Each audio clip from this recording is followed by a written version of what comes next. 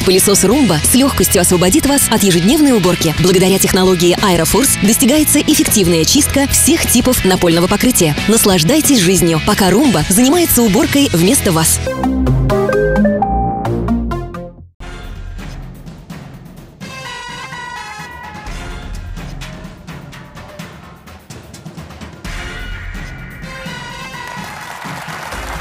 Москва, ток-шоу «Пусть говорят». В этой студии мы обсуждаем невыдуманные истории, которых невозможно молчать. Сегодня я хочу познакомить вас с героинями этой необычной программы.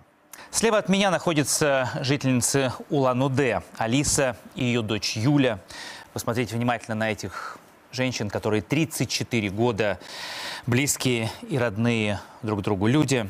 А на диване справа от меня еще одна семья из Бурятии. Это Люба со своей дочкой Дугармой. Посмотрите тоже на них внимательно. Они тоже 34 года вместе, любят друг друга. У них большая счастливая семья. Эти женщины никогда не были знакомы друг с другом.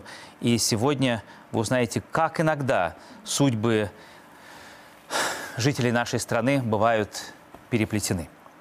Давайте начнем с вас. Алиса, расскажите нам вашу историю. Какого числа и когда вы рожаете свою дочь Юлю? Я родила свою дочь 21 января 1983 года в селе Курумкан, Республики Бурятия. Тогда не могу не спросить вас, Люба, когда и где вы родили свою дочь Дугарму? Я родила свою дочку в районном роддоме Курумкана, Республика Бурятия, 21 января 1983 года. То есть в один день, в одном роддоме вы не помните друг друга? Нет. И какой рост и вес был при рождении вашей дочери? Ну, я это очень хорошо помню. Я родила дочь рано-рано утром, около 6 часов утра. И акушерка, как принято, объявила о том, что звонко, весело. Родилась дочь, 50 сантиметров, 3300. Я успокоилась, расслабилась. Ну и акушерка стала делать как бы свои процедуры дальше. А вы во сколько рожали?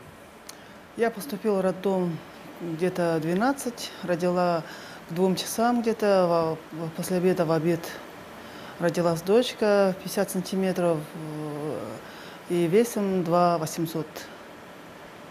Да. То есть на 8 часов позднее вы рожаете вашу дочь, тоже 50 сантиметров. Да, да. Это ваш не первый ребенок? У меня третий ребенок. Это был третий ребенок, вы рожаете, и это ваш... Первая дочь. Первый, это ваша первая долгожданная девочка. И, как я понимаю, мы должны сейчас все перенестись сразу в 12 января 2017 года. И тогда слово вам, Алиса, что произошло? 12 января я получила на руки долгожданный ответ, результат ДНК, который мы с дочерью сдали 9 декабря. Итак, у вас в руках результаты этого ДНК-теста, которые говорят о том, что вы не биологическая мать. Что 34 года вы воспитываете не свою дочь. Для вас заслуженные артистки Республики Бурятия, известные в республике личности, сделавшие свою карьеру в коллективе «Байкал». Как вы вдруг решили, что вы должны сделать ДНК-тест, и как 34 года вы не догадывались о том, что вы воспитываете неродную дочь? Это решение было принято многим раньше. Не помню, какой это был год. Я услышала вот такую ошарашивающую новость, что как-то на тебя есть очень похожая девочка в семье, в селе Аргада. Мне так пояснили. Но тогда как бы я, слушая, не услышала. Я думаю, о чем речь? Вообще не поняла. Потом сама себе же тут же начала отвечать. Я ее рожала одна в этом небольшом родильном доме районного центра. Покажите нам его на экран. Так, симпатичный, в снегу. Да, такой прямо очень-очень милый. Нам так всем понравился этот ваш... Да, именно такой в этом. прямо сказочный дом такой, назовем это так. Да. Итак, здесь вы рожали Да. 34 года назад Юлю, отсюда вы вышли, отсюда вы поехали домой.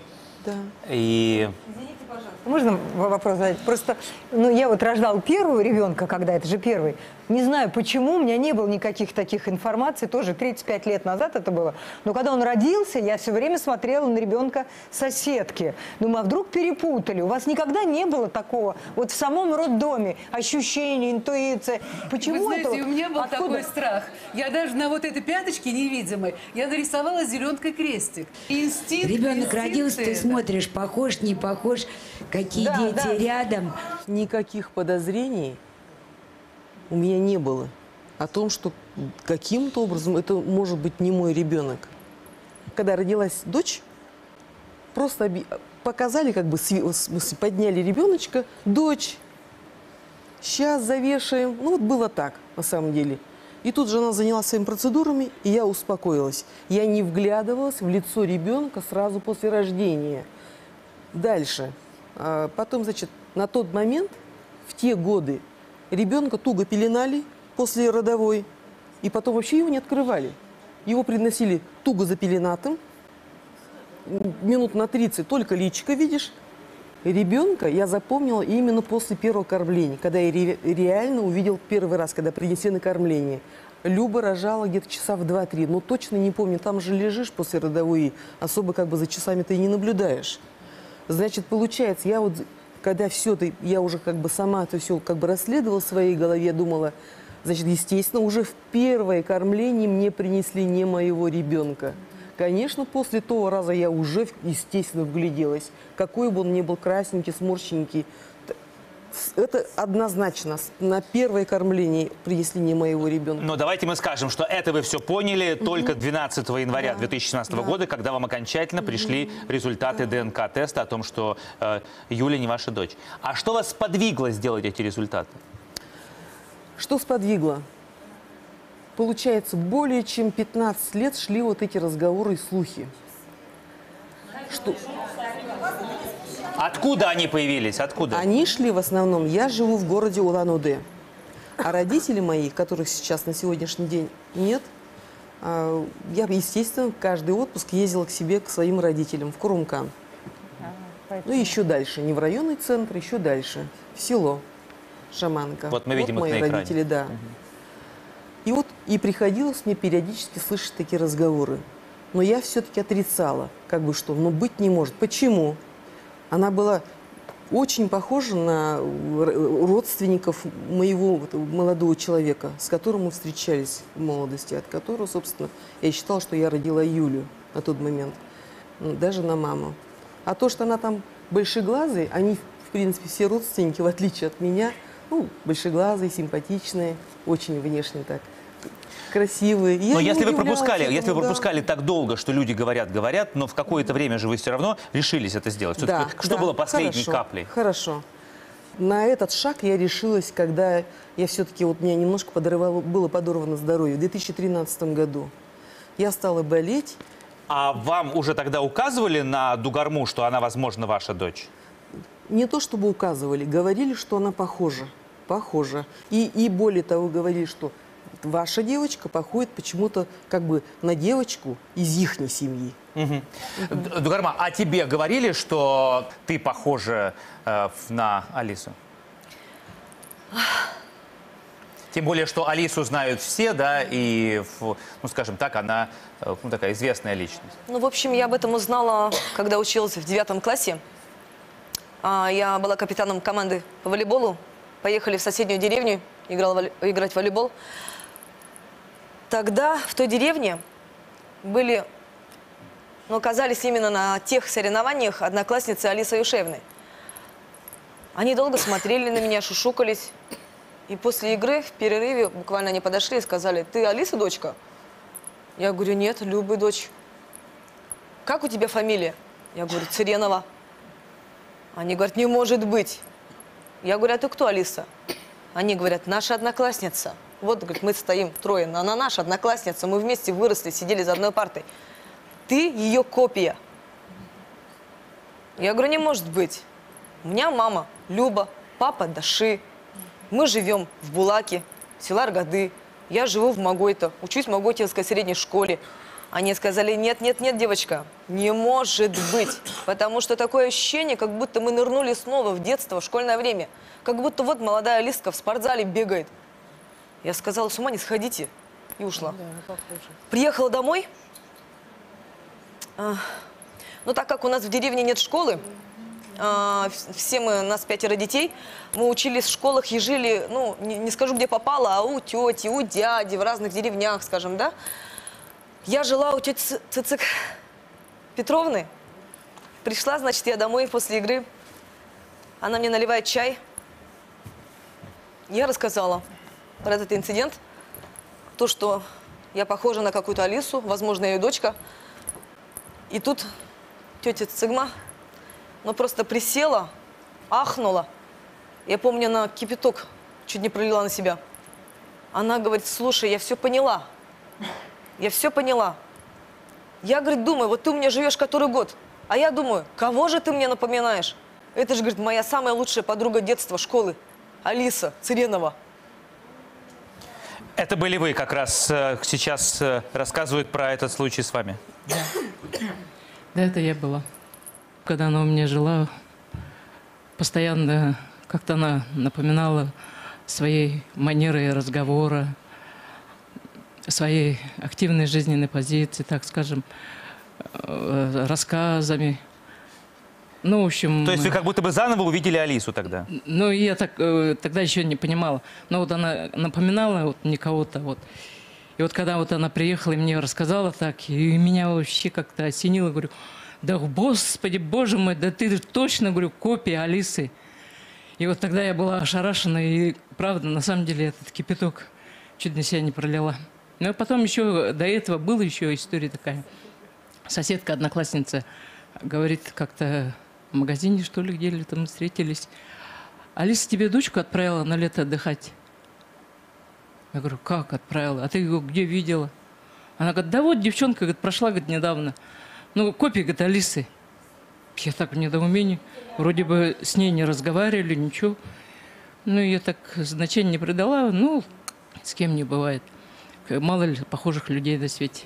Но главное еще, что поразило меня больше всего в твоей истории, что когда Алиса заболела, ты уже тоже артистка, приехала на концерт в поддержку ее здоровья и участвовала в сборе средств на ее лечение, еще не предполагая, что она может быть твоей матерью.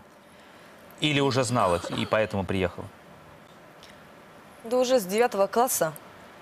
Нет, не с 9 класса. После вот этого события я долго думала, переваривала. Когда поехала к родителям домой, очень внимательно смотрела на них и искала, вот у нас какие-то сходства, да, внешние и по характеру.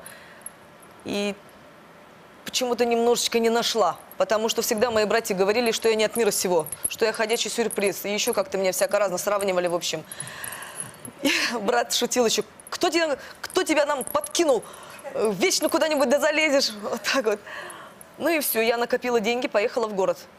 Маме сказала, что еду снова на соревнования. Поехала, нашла филармонию, узнала, что Алиса Ишина работает в филармонии. Нашла ее кабинет, зашла, значит. Искала ее. И тут слышу за спиной голос: девушка, вам кого? Знаете, мне одного голоса хватило. Я повернулась, она так очки спустила и смотрит на меня. Я посмотрела на нее так. Ну и тут мне все стало понятно, на самом деле. Ну, я ничего не сказала, развернулась и убежала. А у вас ничего не шевельнулось, Алиса, в это время, нет? Но и ты не можешь это принять. Ты не можешь смириться с мыслью, что это может быть правдой.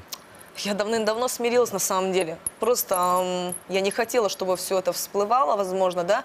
Не хотела ранить своих близких, родных.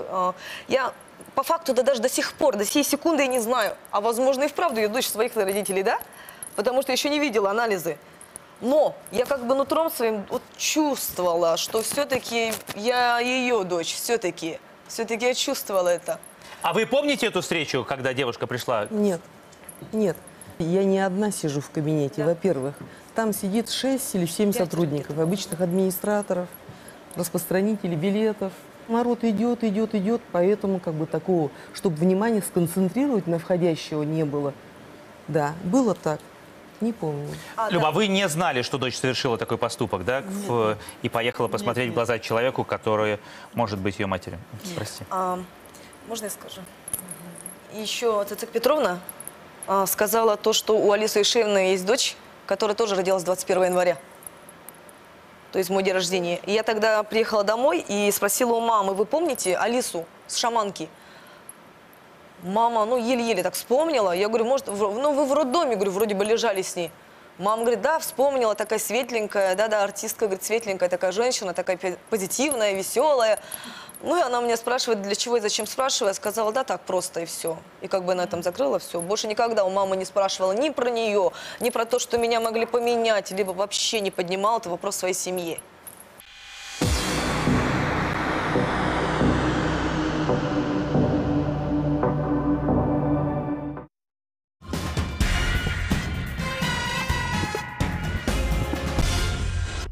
Расскажи мне, а тебе хорошо, в той семье, вот мы поняли, говорят, не похоже, а тебе с детства тоже говорят? Я здесь росла в любви. Я была уверена, что мама моя мама. Просто мама не была замужем, но я знала, что мой отец Алексей с Иркутской области. Я была уверена, что я похожа на маму Алексея. Есть такие фотографии полусидя. Я очень на нее похожа. Я была уверена, что я дочь своего отца, дочь своей мамы. Да. Ну, то, что не похоже внешне, как говорится, ну, я похожа на ту сторону была, уверена прямо. И никогда Ну, а все-таки, тетя Галя, никогда как вы отреагировали на результат ДНК-теста, когда поняли, что... Ну, это было так неожиданно. Это было так неожиданно. Но мои сестры, мой брат и я, мы были так уверены в этом, что моя племянница, родная племянница, но она похожа на мою маму. Вот покажите фотографию моей мамы. Но это же копия.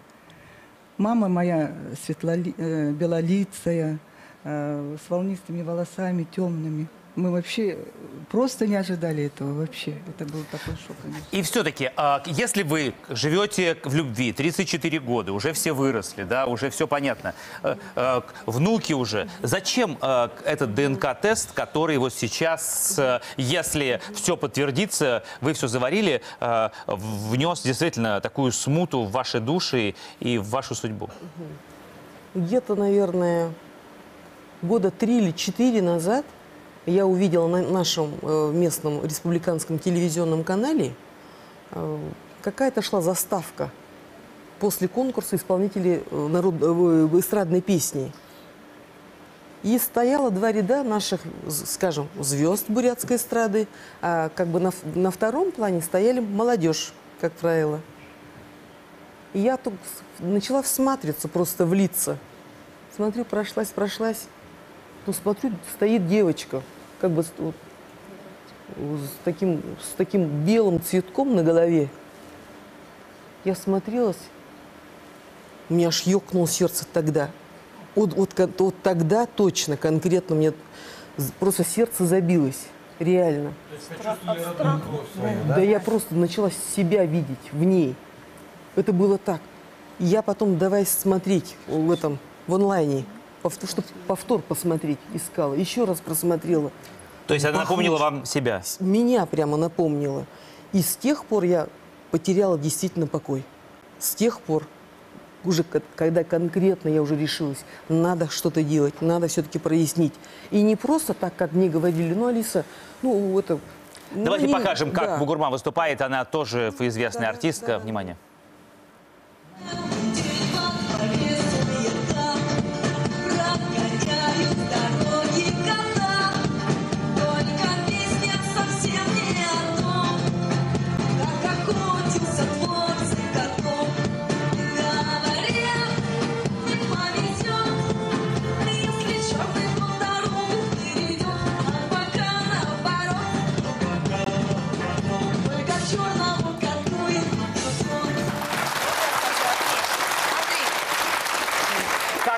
ваша первая встреча? Расскажите мне.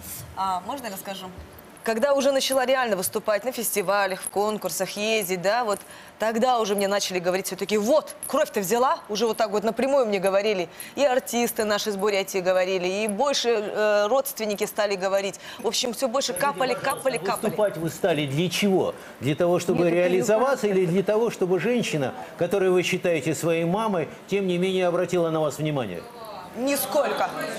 Нисколько, понимаете? Это призвание. Нет, конечно. Это просто то есть душа. вы живете... Это душа. Великое дело. Кровь. Это генетика. Конечно. А вопрос, не сделаем. хорошо. Вот они уже сделали ДНК-тест, и они понимают, что они не дочь и мать. А ты уверена, что вы не дочь и мать, и то, что Алиса твоя мама? На 100% я не могу сказать, но я еще раз повторяюсь, я чувствую связь, я чувствую. Вот я вижу взгляд, как она говорит, я вижу характер, да?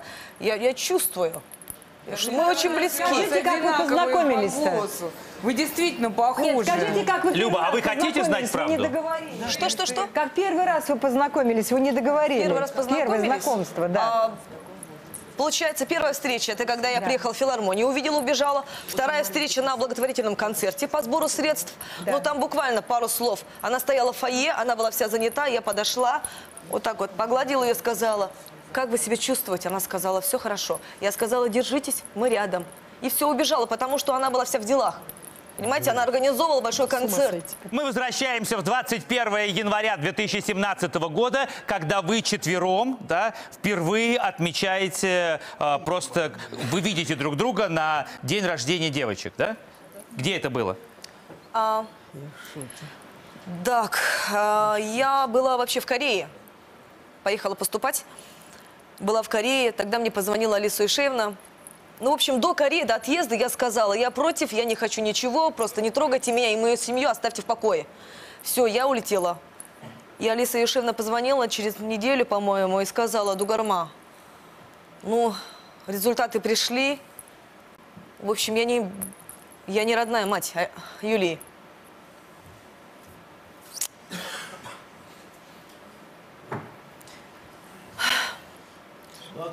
Но это не значит... воспитывала своего ребенка. Сейчас, чего трагизм? Там счастье, любят друг друга, там любят друг друга, между собой общаются. В чем трагедия-то, я не понимаю вообще. Все-таки это действительно вызывает много вопросов, как нужно проверять своих детей при выписке из роддома. Давайте вернемся к вам.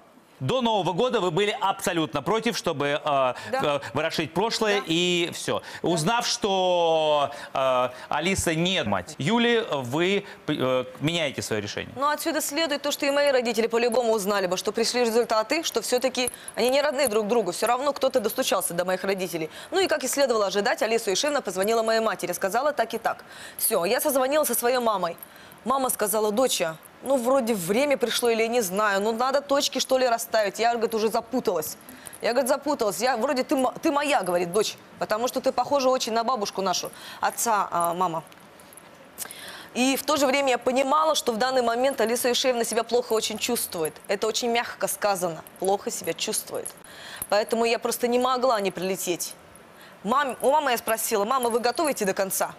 Я-то понимала, я же понимала, что все-таки на 80-70%, ну, кажется, это моя мать все-таки, да? Но я боялась за своих родителей, как они это воспримут, потому что чуть что сразу давление, чуть что сразу у папы на нервной почве там все кожные заболевания. В общем, мы, дети, стараемся не нервировать, не как-то не... Да, не травмировать родителей. Простите, то есть это вы делаете сегодня? Реагируйте, я не понимаю, честно говоря. Вот родители хочет спросить, почему ты эти пятна какие-то аллергические, еще что-то, в чем проблема? Слушайте меня, пожалуйста. А вы никогда не поймете, что такое знать, что твой ребенок воспитывается где-то. И это может поймать настоящая мать и настоящий отец. Давайте логично, вот просто. Вы слушайте меня сначала, да? Вот я говорю, мама, папа, кажется, я не ваша дочь. Давайте разберемся. Это моя благодарность. Да вы что? Вот меня родители так воспитали. Меня родители вот так воспитали. Дали все для меня, все. Мы говорим тут гены, кровь, то, что я пошла в творчество, да? Да. Но это, возможно, минимальное, потому что максимально мне дали мои родители. Что я хотела? Я хочу петь.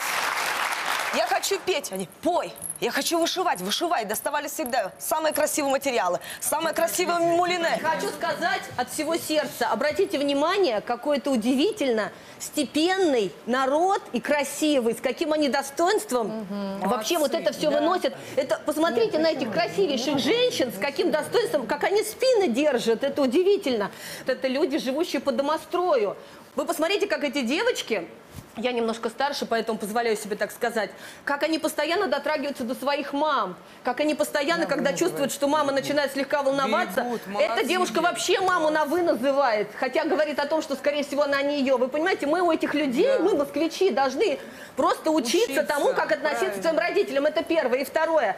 Я считаю, что не то, что нет трагедии. Вы настолько счастливые люди, девочки, у вас 2 мамы и 2 пап. В вашем случае биологически, а здесь... Это же такое счастье, у некоторых детей нет никого. Мне подсказывают, что мы должны сейчас сделать небольшой уход на рекламу, но результаты ДНК-теста, которые расставят все точки над «и», чуть позже в нашей студии. Оставайтесь с нами.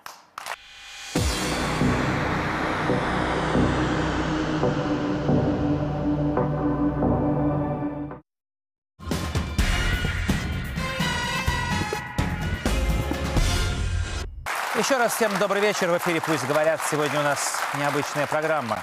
Жительницы Улан-Удэ Алиса и ее дочь Юля получили на руки результаты ДНК-теста и обнаружили, что 34 года Алиса воспитывает не свою родную дочь.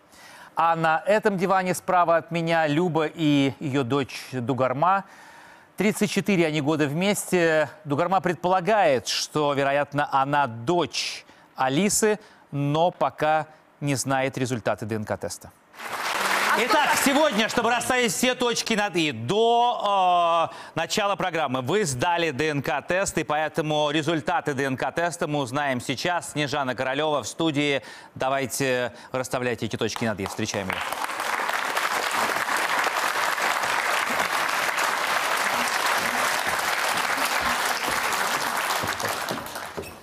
Итак, добрый вечер. Снежана, давайте проведем первый ДНК, огласим результат на родство Любы и ее дочери Дугармы.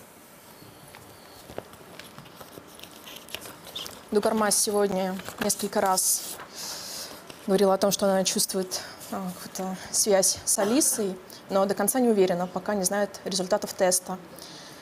Итак, тест на материнство. Предполагаемая мать Циренова Любовь. Ребенок Циренова Дугарма. Результаты теста говорят о том, что Любовь не является биологической матерью Дугармы. Вероятность материнства 0%.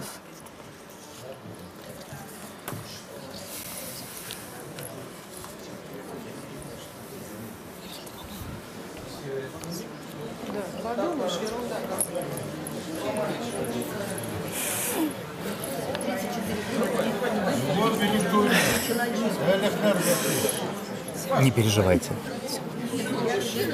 Вы были прекрасной мамой, да? Мы слышали. Вы остаетесь ей. Ты же никуда не уходишь. Ты же здесь рядом, правильно? Поэтому это всего лишь цифры. Человеческий фактор, у них одинаковые фамилии. Все будет хорошо. Какой-то человек, который не обратил на это внимание, совершил вот такой поступок. Не обратил? А что такое садить надо? За такое, за халатность. Не обратил внимания. Это преступление. А тут уж я Давайте продолжим. И сейчас еще один тест между предполагаемой мамой Алисой и Дугармой. Является ли Алиса биологической мамой Дугармы? Тест на материнство. Предполагаемая мать Циренова Алиса, ребенок Циренова Дугарма. Алиса, вы являетесь биологической матерью Дугармы. Вероятность вашего материнства 99,7 после запятой. Вы мать Дугармы.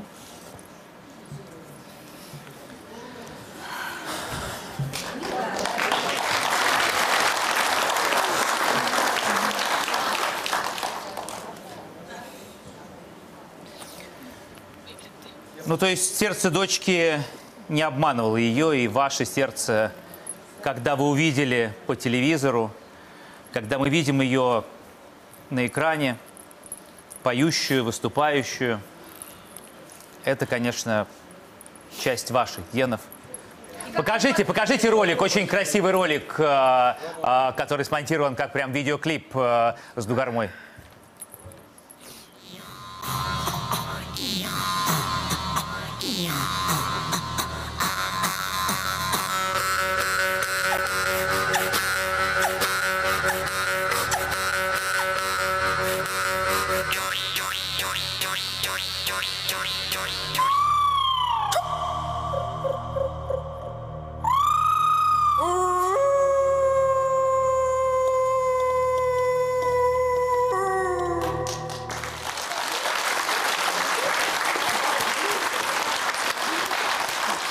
Дугарма – это ваша дочь, Алиса. Девочка, смотрите, это же артистические.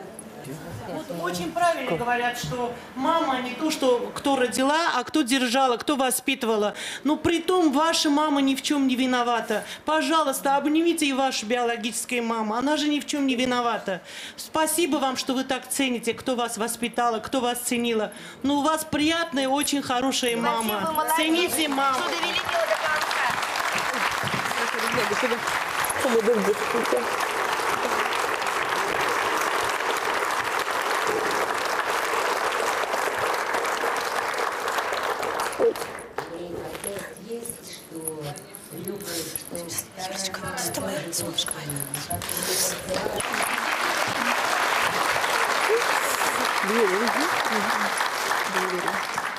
Какие степенные, какие достойные. Давайте третий конверт как раз на родство Любы и Юли. Являются ли они в... Третий тест на материнство. Предполагаемая мать. Церенова Любовь. Ребенок. Базарова Юлия. Любовь. Вы также являетесь биологической матерью, но Юлии с вероятностью 99,99.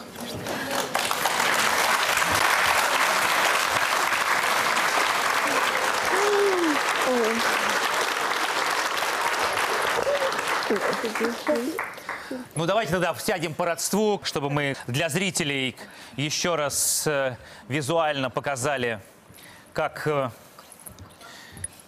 было бы все правильно 34 года назад, 21 января, если бы не ошибка в роддоме. Я думаю, что, мне кажется, вот я бы поменял название программы и назвал бы все-таки ее «Ошибка в роддоме», которую мы исправляем сегодня. Юль, но сейчас будет сюрприз для вас, потому что я знаю, что вы никогда не видели своего биологического отца, и сейчас это произойдет впервые. Он не смог приехать на программу, потому что сказал, что очень плохо себя чувствует и не выдержал бы всего накала происходящего здесь, в Останкино. Поэтому он передает вам видео-привет. Хочу встретиться, увидеть. Вот у меня 9 внуков. Сейчас там еще 3. Вот пополнение идет. Научно-Таград. Я так волнуюсь, так. Я как не думал так, что может быть. Но по фоткам похоже так-то, на младшую дочку так. На мать похоже так-то. Так переживаю, не знаю, что будет со мной. Буду, наверное, стараться долго жить. Для дочерей. Для внуков, вот так, в общем-то, хочу вот так.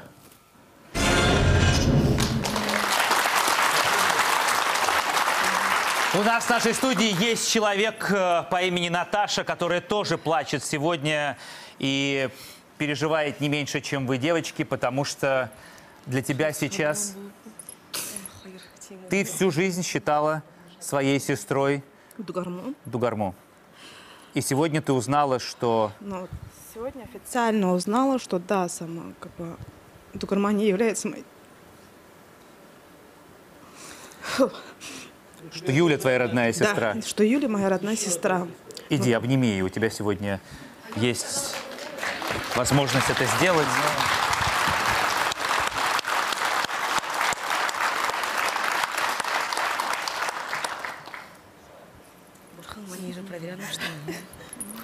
А когда вам рассказали обо всем? Нет.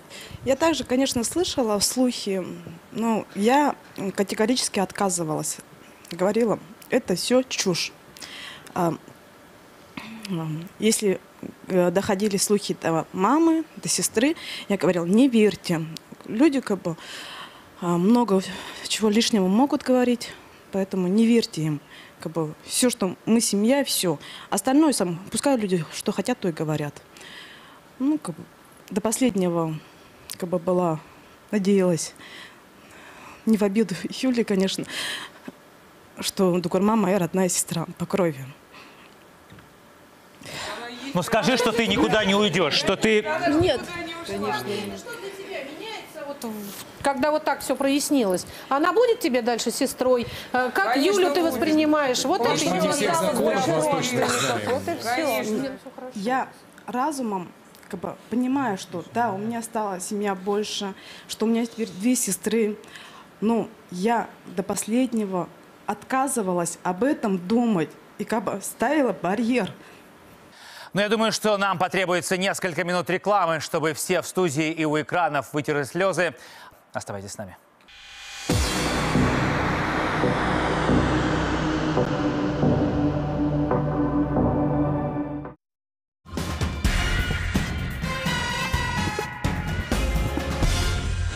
Еще раз всем добрый вечер. Ошибка в роддоме. Тема нашей программы сегодня. Впервые спустя 34 года в этой студии жительницы Улан-Удэ Алиса и Юля, Любовь и Дугарма после оглашения результатов ДНК-теста поняли, что 34 года эти женщины воспитывали не своих родных детей.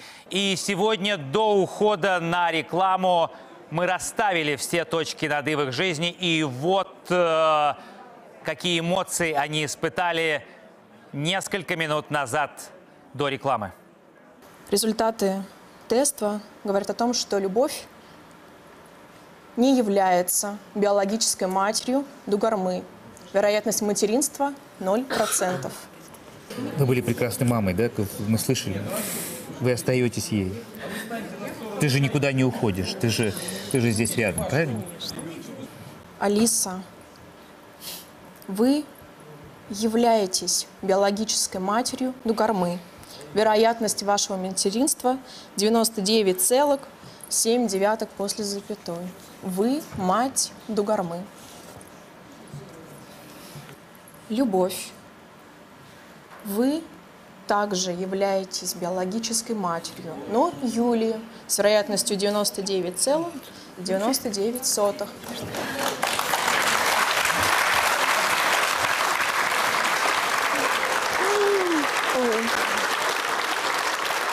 Давайте дадим слово Леониду Дашевичу Турбянову, депутату Народного Хурала Республики Бурятии. Я хотел бы, уважаемый зал, уважаемые эксперты, еще присутствующие, сказать, чтобы сегодня делать какие-то выводы, надо знать определенные ситуации. То есть цивилизация кочевая, она выработала свои определенные традиции и обычаи. И передача детей другой семье – это нормальные обычаи кочевой цивилизации. Нет, но если мы будем оправдывать смену детей в роддоме кочевой цивилизацией, давайте. А теперь пора... Депутатам тут точно непонятно явление. Я говорю, когда вам необычно, что кто-то, мать, еще кого-то, кто-то слухи, сплетни не проверяет, это в нашей среде Даже многие мы знаем, кто отдан и кто где воспитался. Это да, Такое ощущение, осознанно. что вы просто хотите покрыть эту больницу. Андрей, там надо, вот поверь мне, подключите прокуратуру, вообще проверить эту больницу. Может, там таких случаев тысячи, ты понимаешь? Может, детей меняют. Давайте секунду, зал успокаивается. Я думаю, знаете что, Алиса вообще человек очень... Вот знаете, вот она всегда, у нее было все по полочкам. Когда мы учились, ну, около 40 лет вместе, периодически встречались, дочь Юля всегда чистенькая. Все у нее все по полочкам. Она такая педантичная по натуре. Я правильно соглашусь с Леонидом Дашичем, что у бурят действительно, но брали именно, отдавали детей бездетным семьям для того, чтобы сохранить семью. И эти дети вели за собой, чтобы у них прочувствовались вот эти родительские чувства. И за собой вели их детей. И рождались через какое-то время их дети родные. Это было нормально. И никогда у бурят не было, чтобы отдавали детей в детские дома, осиротевших детей, своих родственников, знакомых, близких. Это было очень, знаете, но они знали, какой род, из какого племени взяты. А вот сейчас, когда вот это, конечно, восстановилось все правильно, что каждый ребенок должен знать родословную до 11, до 17 колен. То есть вот эта связь, когда обрывается на генетическом уровне, это не очень хорошо. И поэтому сейчас, что восстановили, что есть такая программа, дай бог. И сегодня говорят, ну помирились, вы нашли друг друга, вопросов нет. Но вы понимаете, им по-новому придется выстраивать отношения. Это так просто кажется. А на самом деле, вы понимаете, что вот сейчас это какая-то вот действительно серьезная драма. Кажется, что вот, ну, хорошо, что хорошие семьи, вопросов нет. А сейчас-то дальше-то, вы понимаете, сложность в чем? Может быть, действительно помощь нужна? Психологов, чтобы по-новому войти в этот процесс. Давайте посмотрим, как живут семьи, потому что я думаю, что будет интересно и одной семье, и другой увидеть. Давайте начнем с Любиной семьи. Как раз сейчас вся большая семья. Внимание на экран.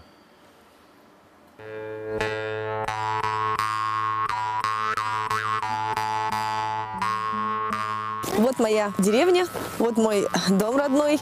Там у нас сейчас, ну, коровы мелкие, там телята, овцы, козы. Мы люди деревенские, все братья и сестры с мала умеем и коров доить, и на коне скакать, и сено косить, и грибы собирать, и по горам лазить.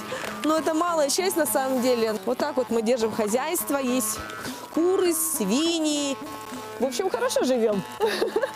Кто вырос в городе, в мегаполисах, он просто не поймет, на самом деле, как вкусно пахнет сено. Я очень люблю свою деревню. Очень рада, что я на самом деле здесь выросла. Очень-очень. Вот наш большой, теплый, уютный дом. Прошу вас, проходите, я вас познакомлю со своими родителями.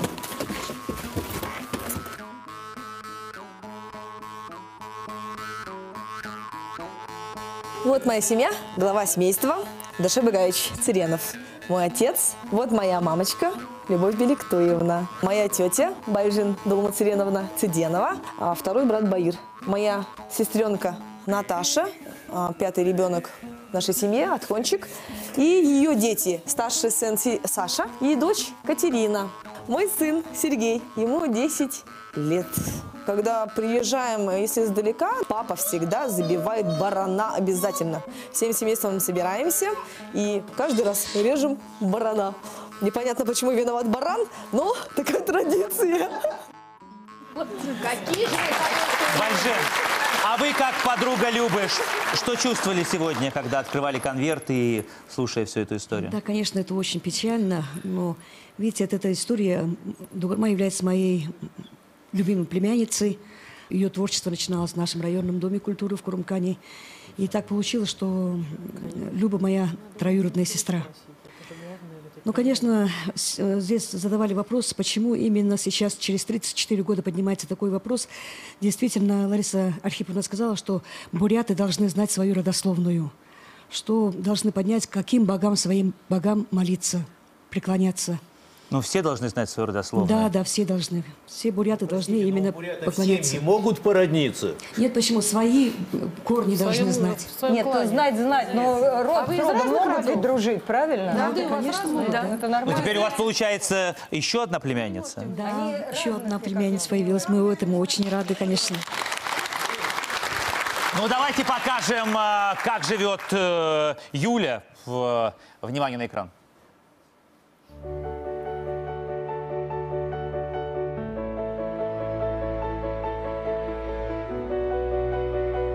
Здравствуйте, проходите. Вот наша гостиная, наша кухня. Здесь мы отдыхаем, вечером смотрим телевизор.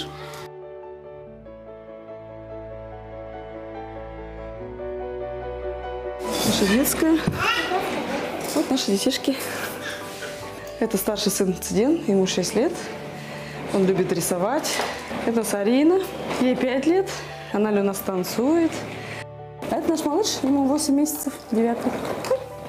Мама, а можно? Он все время Две будут одинаковые, можно? Две одинаковые, остальные разные. Они же не похожи друг на друга, да? Я считаю, что детей все-таки дает Бог. У меня вот первый ребенок, он поздний, 27 лет родила. Для меня, говорю, лично женское счастье это когда большая семья, много детей, дружно, ну как бы хорошие отношения с мужем и вообще взаимопонимание. Люба, еще 3 внука к вашим 9. Представляете? 12 человек. У вас целая футбольная команда. Вопрос мамам. Вот, уважаемые мамы, вот нам, экспертам, вот интересно, знаете, что узнать от вас сейчас? Вот вы бы хотели бы узнать, кто является той причиной за то, что ваших детей поменяли? Кто этот человек? Это первый вопрос. И второй вопрос, немаловажный. Вот если бы вернуть все обратно, и вы бы знали, что ваших детей поменяли, вы бы захотели воспитывать своих родных дочерей, не так вот, как наши эксперты говорят, что ничего не случилось, все нормально. Мы не говорим, что не случилось. Ну, слава Богу, случилось с хорошими людьми. Либо все-таки вот посмотрите, какие чистые дома. Одну секунду. Как вы относитесь к тому, при что чем тут 34 ваши года чистые дома? воспитывали не того ребенка? Вы хотите узнать или не хотите? Так, Извините, зал, давайте мы дадим ответить, уважаемые эксперты, да? Во-первых, уважаемая публика, Андрей, были же вопросы, почему вы все-таки решились на вот этот результат? Он на самом деле дается очень нелегко, трудно. Но я решила так. Мы дома решили с Юлей, с дочей, да? Ну, теперь уже мы говорим дочь Юли, дочь Дугарма. Вот так, пока вот так, да, допустим, да? И мы стали дома говорить с моим зятем, с моей дочкой, но на тот момент. Пришла и говорю, ну сколько же можно? Особенно, когда я заболела, я говорю, безвестность, она еще тяжелее. Конечно. Безвестность, она ничем не легче. Конечно. Мы же тоже смотрим телевизионные передачи, да, случается. Конечно, до нас не доходило, нам все казалось где-то от нас далеко, где-то во Владимирской области, скажем так, да. А тут раз, и с нами вот такое произошло. И почему-то как-то сводится в основном. Ну, счастливы, все, помирились. Ну и живите. Что там? Лишь бы ребенок не в семье наркомана родился, видимо. Был сыт. Ну и все. А что вы хотите? Ну, как бы вот так. Почему-то иногда вот такое слышу, да? А на самом деле-то, это не так просто. Ну, если бы я знала, что такое вообще может произойти со мной, да я вообще бы этого ребенка в родзале, как там это называется, где мы рожаем детей, женщин, да, я прямо так и держала бы рядышком. Понимаете? Мне не нравится на самом деле позиция, даже когда я была зрителем вот этих программ, читала когда, и когда заканчивается, все прекрасно, живите счастливо, радуйтесь. 2 семьи, 2 дочери. Что, какие проблемы, в чем трагедия? 4 года, да, Вы что? прошли. Я, знаете, хотела сказать такую еще вещь, да? Ну это же природный инстинкт просто. Кормить-то свою девочку хочется. И вовсе... Трагедия. Потом. И вовсе не значит, в какой семье ребенок родился, преуспевающих или каких-то просто. Дело вообще не в этом. А абсолютно в богатой, бедной. Почему дети ищут бедных вот этих мам, которые действительно, к сожалению, по каким-то воле случаю там, ну, бывают же такие очень тяжелые, да, как-то они теряют себя по этой жизни. А дети ищут. Это о чем-то же говорит. Я с этой такой точкой, я не согласна. Я лично не согласна. Но я хочу сказать, извините, Ольга, вот сейчас, смотрите, девочки пересели, да, и мы получили совершенно другую такую фотографическую картинку, да, фотографию, которая вот этот пазл, он сложился. Я думаю, что вопрос, который вот вы сейчас подняли, он очень серьезный. Безусловно, мы понимаем, что счастьем было то, что обе семьи счастливые, имели любовь, мы понимаем это все. Но тем не менее, когда сейчас есть страны, как, например, Франция, которые обязывают просто делать генетическую экспертизу, это, конечно, полезно для того, чтобы понимать, какие заболевания возможны. Мы будем растить в любви, если мы на нее способны, любого ребенка, своего, не своего. Но когда ты растишь ребенка, и ты понимаешь, где он на тебя похож, где он похож на твоего мужа, ты понимаешь, где ты не должен ломать, да, где у него проблемы, потому что у тебя тоже проблемы, только когда ты уже с возрастом живешь, ты понимаешь, насколько ты похож на своих родителей. Это безумно важно. Это помогает нам ставить ориентиры. И то, что две семьи сейчас все плачут, и я понимаю, что это радость, и это проблемы, и это трагедия, потому что, конечно, достойнейшие люди, они найдут выход из этой ситуации. Но огромное количество слома, устоя, который уже был везде, им предстоит пройти. И это не так просто, как нам сейчас со стороны кажется. Здесь нету волшебства. И то, что мы увидели, да, сегодня наука дает нам возможность сделать генетический анализ. Я не хочу возвращаться в 34 года назад, кто подменил детей. Сегодня мы не накажем этих людей. Это невозможно. Я хочу сказать, время программы подходит к концу. Но для Дугурмы, для Юли и, главное, для Алисы нас ждет завтра второй день этой программы. И, поверьте, я слышал многое в этой студии. Еще один взрыв мозга для всех этих людей завтра на этой передаче. Берегите себя и своих близких. До свидания. Пылесос Roomba с легкостью освободит вас от ежедневной уборки. Благодаря технологии Aeroforce достигается эффективная чистка всех типов напольного покрытия. Наслаждайтесь жизнью, пока Roomba занимается уборкой вместо вас.